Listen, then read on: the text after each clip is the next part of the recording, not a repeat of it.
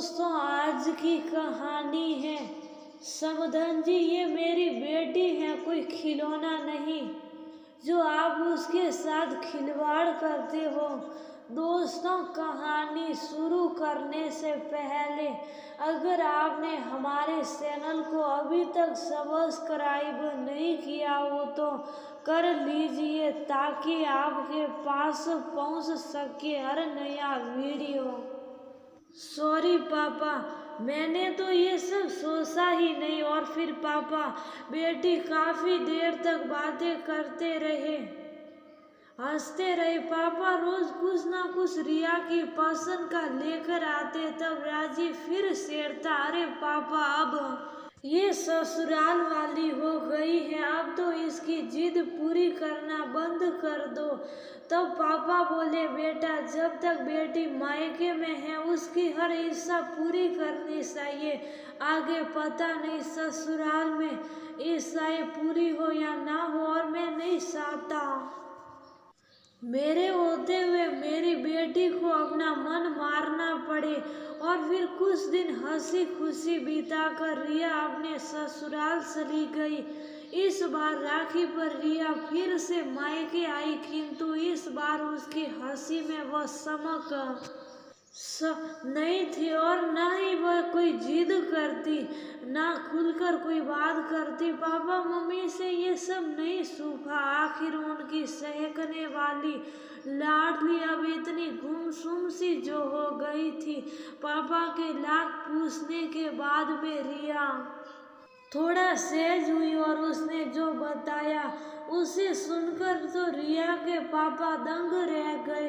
रिया ने बताया, पापा वैसे तो ससुराल में पैसों की कोई कमी नहीं है, किंतु फिर भी वह मुझे कम दहेज के लिए अक्सर ताने मारते रहते हैं।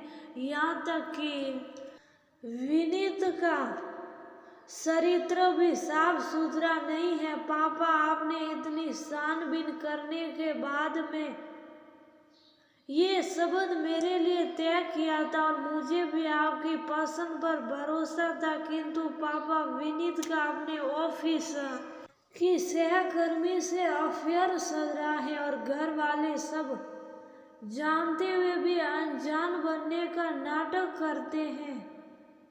इससे पहले भी विनीत ने एक लड़की को धोखा दिया था, और उस लड़की ने आत्महत्या कर ली। पापा विनीत मुझसे अच्छे से व्यवहार भी नहीं करते, मैं वहाँ घूंट घूंट के जीती हूँ। नरक से भी बदतर होती जा रही है मेरी जिंदगी। मुझे एक नौकरानी का साथ दर्जा दे रखा है। पापा आपकी लाडली की वहाँ कोई इज्जत नहीं है, जैसे यहाँ मेरी भाभी की है। हम सब यहाँ भाभी को इतना मान सम्मान प्यार दुलार देते हैं, किंतु वह लोग तो मुझसे सीधे मुंह बात तक नहीं करना चाहते। अब बताइए पापा मैं क्या करूं? पापा मैं आपकी लाडली बेटी जरूर थी, किंतु आपने मुझे कभी आत्मनिर्भर नहीं होने दिया। तब रिया के पापा बोले, बेटा तू इतना सब सहन करती रही, और एक बार भी तुझे अपने पापा की याद नहीं आई, या उनसे कहना तूने जरूर नहीं समझा।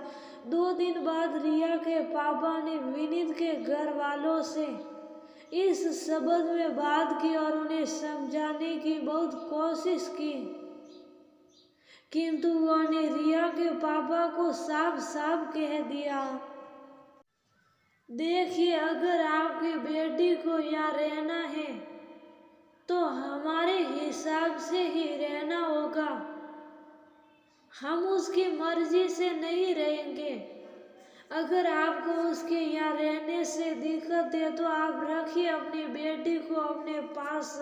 हमारे विनीत के लिए तो आज भी अच्छे अच्छे रिश्ते मौजूद है। ये सुनकर रिया के पापा को बहुत धक्का लगा। क्या इतनी जांच पड़ताल करने के बाद भी मुझे अपनी लाडली के लिए रिश्ता देखने में चूक हो गई? किंतु अब मेरी बेटी उस घर में जाकर बार बार बेइज्जत नहीं होगी। बेटी है मेरी, कोई खिलौना नहीं। मेरी बेटी जिएगी तो सम्मान के साथ जिएगी। और फिर उन्होंने रिया और सभी घर वालों की सहमति से विनीत के खिलाफ तलाक और दहेज का मुकदमा तैयार कर दिया। और फिर जीत रिया की हुई। तब रिया के पापा बोले, बेटा तू ये मत समझना कि लोग क्या कहेंगे। मुझे लोगों से ज्यादा अपनी बेटी प्यारी है। मेरी बेटी घुट घुट कर नहीं जिएगी। और तलाक के साथ जिंदगी खत्म नहीं होती, बल्कि एक नया सबक मिलता है। और वैसे भी हम सभी घर वाले तेरे साथ हैं और हमेशा रहेंगे। अपनी लाडली बेटी को गले लगा लिया।